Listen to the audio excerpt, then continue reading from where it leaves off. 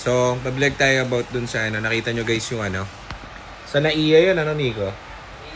Yung Naiya Wine, yung nakabanggang ano, Everest. Grabe yun, naawa ako dun. Nakita ko yung video kasi nung bata. Yung bata na ano na... Ilan ba yung namatay, Nico? Dalawa. Bata, saka... Bata, saka yung isa. Okay, so... Kawawa naman, awang-awa ko kasi... Bata pa yun. 2 years old yata, no? Grabe.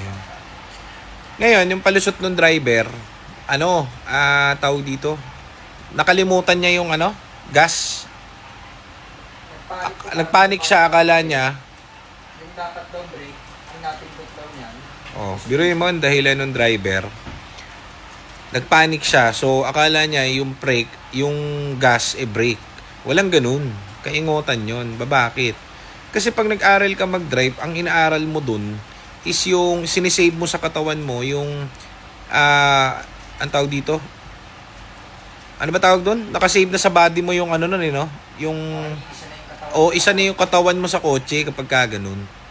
Malabo yun na nagpanik ka tapos na walang ganon. Ang pinag-aaralan mo sa driving is yung automatic na, yung body clock mo, automatic na kahit hindi mo gamitin yung utak mo, automatic na gagawin ng katawan mo kasi nasanay ka na sa ganun. So, walang ganun. Dapat yung bigtiin din eh. So, hindi pwede yun, yung excuses na hindi sinasadya kasi bata yun eh. Diba? Hindi mo nagda-drive ka.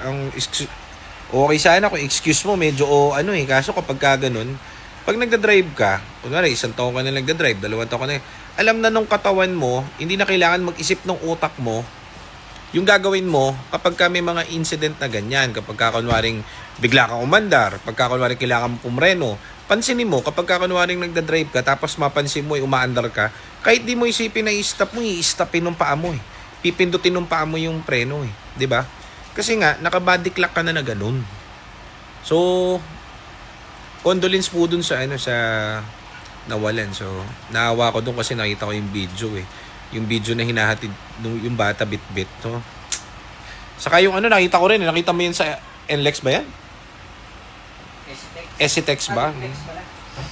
So, mag-ingat kayo lagi mag-drive, guys. So, lagi i-condition nyo yung utak nyo. Huwag kayong maging road rage. Kasi, hindi mo naman araw-araw birthday. Kapag ka ikaw dapat kapag ka tipong ano, mainitin ang ulo mo kapag ka ganyan. Dapat parang ikaw si Boy Antipolo. Dapat ganun.